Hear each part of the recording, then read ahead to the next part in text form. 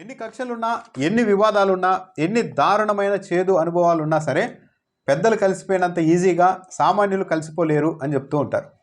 రాజకీయ నాయకులు పెద్ద పెద్ద వాళ్ళు ప్రజలను అందరినీ విడగొడుతూ ఉంటారు. కానీ వాళ్ళకు అవసరమైనప్పుడు మాత్రం చాలా ఈజీగా కలిసిపోతూ ఉంటారు. ఆ కలయిక లోక కళ్యాణం కోసం అన్నట్టుగా నమ్మిస్తారు. గతం గతహ అని చిన్నగా ఒక మాటతోనే మొత్తం సమాజాన్ని కన్విన్స్ చేయాలని కూడా చూస్తారు. ఈరోజు చంద్రబాబు నాయుడు గారు, దగ్గుబాటి వెంకటేశ్వరరావు గారు ఇద్దరు కలిశారు ఒక వేదిక మీద. ఒక బుక్ ఆవిష్కరణలు దగ్గుబాటి వెంకటేశ్వరరావు రాసిన పుస్తకావిష్కరణ కార్యక్రమానికి చంద్రబాబు నాయుడు కూడా వెళ్ళారు. అయితే కొద్ది రోజుల క్రితం వరకు నుంచి కూడా, చాలా కాలం నుంచి కూడా, కొన్నేళ్ల నుంచి వీళ్ళ మధ్య ఒక రకమైన సంబంధాలు ఉన్నాయి. కానీ ఇంత డైరెక్ట్గా ఒక వేదిక మీద కలుసుకొని పరస్పరం ఒకరికొకరు ప్రశంసించుకోవడం, దాంతోపాటు దగ్గుబాటి వెంకటేశ్వరరావు ఏకంగా గతంలో నేను ఒక పుస్తకం రాశాను, చంద్రబాబు నాయుడుతో నాకు వివాదం ఉంది, కానీ అవన్నీ గతం, ఇంకా వాటిని పట్టుకొని మనం ముందుకు వెళ్ళలేం కదా, అద్భుతమైన మెరుగైన జీవితం ఉండాలి, మున్ముందు అందరికీ భవిష్యత్తు ఉండాలి, ఉజ్వల భవిష్యత్తు అంటూ మాట్లాడేశారు. అంటే చంద్రబాబు నాయుడు గురించి గతంలో తాను రాసిన పుస్తకం గురించి కానీ ఆ విషయాన్ని కానీ పెద్దగా పట్టించుకోవాల్సిన అవసరం లేదని చాలా సింపుల్గా చెప్పేశారు. అయితే ఇందాక ఒక డిబేట్లో సీనియర్ ఎమ్మెల్యే గోరంట్ల బుచ్చయ్య చౌదరి చెప్తున్నారు, యాక్చువల్లీ దగ్గుబాటి వెంకటేశ్వరరావు మధ్యలో కూడా ఒకసారి తెలుగుదేశం పార్టీలో చేరేందుకు ప్రయత్నించారు. ఆయన సతీమణి ఇద్దరు వచ్చారు, కానీ చంద్రబాబు నాయుడు ఒప్పుకోలేదు. ఎందుకు అనవసరమైన విభేదాలు మళ్ళీ వస్తాయి అన్న ఉద్దేశంతో, ఎవరి పంతాలో వాళ్ళు వెళ్ళాలి అన్న ఉద్దేశంతోనే చంద్రబాబు నాయుడు ఆ రోజు అంగీకరించి ఉండకపోవచ్చు అని చెప్పారు. కానీ ఈరోజు దగ్గుబాటి వెంకటేశ్వరరావు పాలిటిక్స్లో లేరు కాబట్టి, ఆయన నుంచి తనకు ఎలాంటి ఇబ్బంది లేదు కాబట్టి, పైగా ఆయన సతీమణి ఏపీ బీజేపీ అధ్యక్షురాలుగా ఉన్నారు కాబట్టి, ఆమె అవసరం కూడా చాలా విషయాల్లో ఉంటుంది కాబట్టి, ఈరోజు చంద్రబాబు నాయుడు మాత్రం దగ్గుబాటి ఫ్యామిలీతో ఈ విధంగా కలిసిపోయారు అన్న ఒక చర్చ కూడా నడుస్తుంది. సాధారణంగా ఇద్దరు అల్లుళ్ళు మామూలు విషయాల్లో కలిసిపోయి ఉంటే, మామూలు రాజకీయంగా కలిసిపోయి ఉంటే అది పెద్ద అంశం కాదు. కానీ దగ్గుబాటి వెంకటేశ్వరరావు ఏకంగా చంద్రబాబు నాయుడు పైన ఒక పుస్తకం రాశారు, చరిత్ర కొన్ని నిజాలని.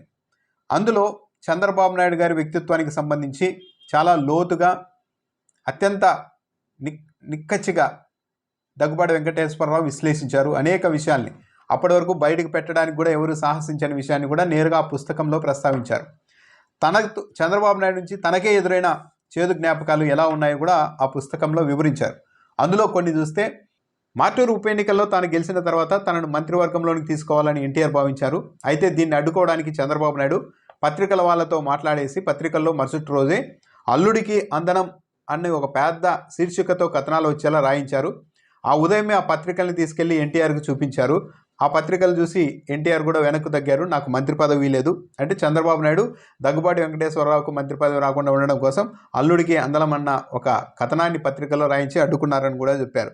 ఆ తర్వాత కొన్ని నెలలకి మంత్రివర్గంలోనికి ఎన్టీఆర్ తీసుకున్నప్పుడు కూడా తనకు చాలా ఏమాత్రం ప్రాధాన్యత లేని శాఖ ఇప్పించాలని చంద్రబాబు నాయుడు ప్రయత్నించారు, స్మాల్ స్కేల్ ఇండస్ట్రీస్ అనే శాఖని. కానీ చంద్రబాబు నాయుడు మాత్రం తనతోనూ ఎన్టీఆర్ దగ్గర చాలా కీలకమైన శాఖ అంటూ వాదించారు. ఆ శాఖనైతే తాను తీసుకోవడానికి నిరాకరించాను, తాను మంత్రివర్గంలోనికే రాను అనేసరికి వెనక్కు తగ్గారని కూడా దగ్గుబాటే చెప్పారు. అంటే ప్రతి చోట తనకు అడ్డుపడుతూ వచ్చారని. ఇంకా దాంతోపాటు ఎన్టీఆర్ని దించే సమయంలో బాలకృష్ణ, హరికృష్ణతో కలిసి దగ్గుబాటి వెంకటేశ్వరరావు ఇంటికి చంద్రబాబు నాయుడు గారు వెళ్ళారు. దాదాపు 2 గంటల పాటు. అప్పుడు దగ్గుబాటి వెంకటేశ్వరరావు ఢిల్లీ నుండి హైదరాబాద్ రావడానికి టైం పట్టడంతో దాదాపు 2 గంటల పాటు దగ్గుబాటి వెంకటేశ్వరరావు ఇంట్లోనే ఎదురు చూశారు. ఈ విషయాన్ని కూడా ఆయన తన పుస్తకంలో రాసుకున్నారు. చంద్రబాబు నాయుడు గోబల్స్ ప్రచారంలో పెద్ద దిట్ట అంటూ ఒక ఉదాహరణ కూడా చెప్పారు. ఈ వ్యవహారం జరుగుతున్నప్పుడు, ఎన్టీఆర్ను పదవి నుంచి దించేయాలి అన్న ఈ వ్యవహారం నడుస్తూ ఉన్నప్పుడు తన భార్య దగ్గుబాటి పురంధేశ్వరి తీవ్రంగా ప్రతిఘటించారు. తండ్రికి అన్యాయం చేయొద్దని వేడుకున్నారు, కన్నీళ్లు పెట్టుకున్నారు. కానీ చంద్రబాబు నాయుడు మాత్రం ఎన్టీఆర్ని దించడంలో ఆయన కుమార్తె దగ్గుబాటి పురంధేశ్వరి ప్రమేయం ఉందని కూడా ప్రచారం చేయించారు. అలాంటి వ్యక్తి చంద్రబాబు నాయుడు అని కూడా అప్పట్లో రాశారు. ఒప్పందాల్లో భాగంగా నేను ముఖ్యమంత్రిగా ఉంటా, పార్టీ అధ్యక్షుడిగా ఉంటా, మీకు ఉప ముఖ్యమంత్రి పదవి ఇస్తానంటూ తనను చంద్రబాబు నాయుడు ఒప్పించారని కూడా తన పుస్తకంలో రాసుకున్నారు.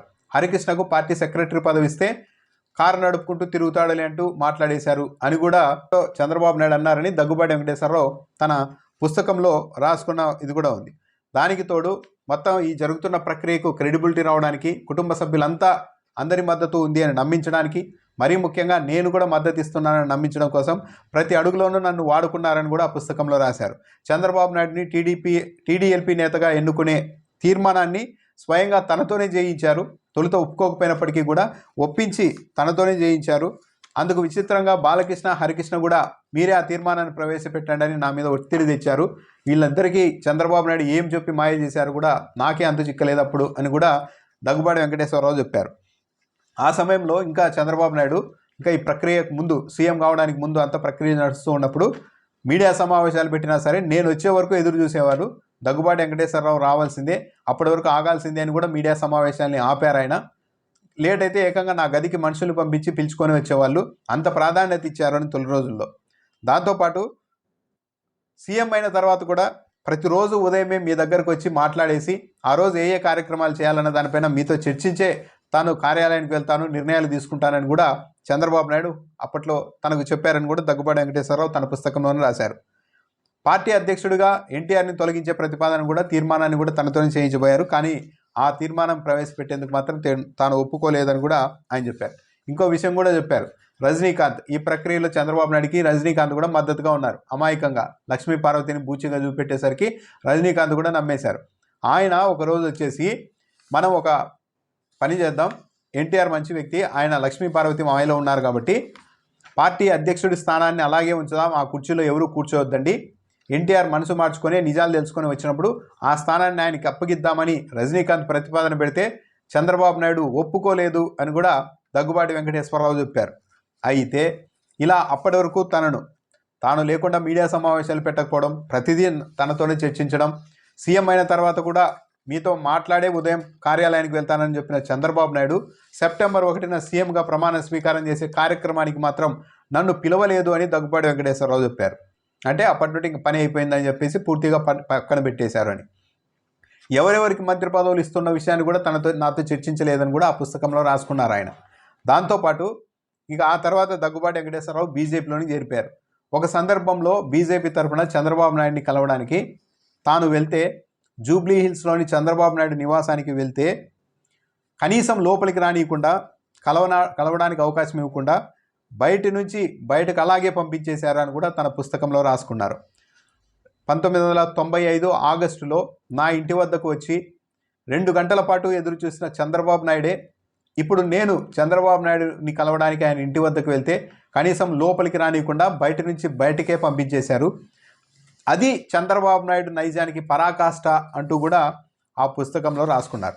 ఇక చాలా అంశాలు, ఇతర అంశాలకు సంబంధించి చంద్రబాబు నాయుడు చేసిన ఏ పనులు చేశారు, ఎలా చేశారు, ఏదన్నా ఒక బంద్ చేయించాలి అంటే పెట్రోల్ క్యాన్లు ఇచ్చి కార్యకర్తల్ని ఎలా పురిగొల్పారు, వాళ్ళు పోలీసుల చేతిలో ఎలా దెబ్బలు తినొచ్చారు, ఇలాంటివి చాలా రాశారు. చంద్రబాబు నాయుడు గారు ఎలా ఎన్టీఆర్ను చేశారు, ఆ పార్టీలో ఎలా ఇతరులను దెబ్బ కొట్టారన్న దానికి సంబంధించి ఒక పుస్తకమే రాశారు.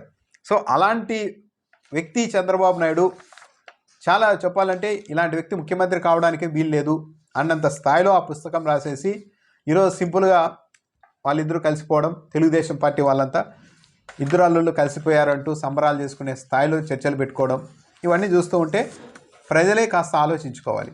పెద్దలు ఎప్పుడైనా కలిసిపోతారు, కానీ వీళ్ళు ఇసిరే ఉచ్చులో పడి ప్రజలు ఆవేశపడిపోయి వర్గాలుగా, కులాలుగా విడిపోతే ఎంతటి ప్రమాదమో ఆలోచించుకోవాలి.